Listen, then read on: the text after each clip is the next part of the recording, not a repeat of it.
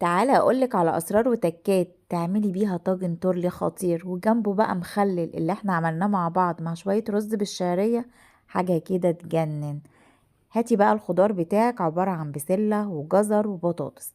هنقشر البطاطس وهنقشر الجزر وهنفصص البسلة ونقطعهم مكعبات صغيرة، وهنغسلهم كويس جدا وهنصفيهم من المية. بصلاية مبشورة او مفرومة في الكبة، وهبدأ اشوحها كده بمعلقة زبدة ورشة من الملح ورشة من الفلفل الاسود.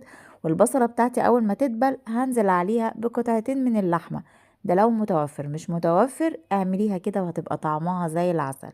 شوحي بقى الخضار بتاعك كده معاها، وهننزل عليها بكوباية من عصير الطماطم وكوباية من الشوربة ومعلقة صلصة. البهارات بتاعتي قلبين من الماجي وملح وفلفل أسمر.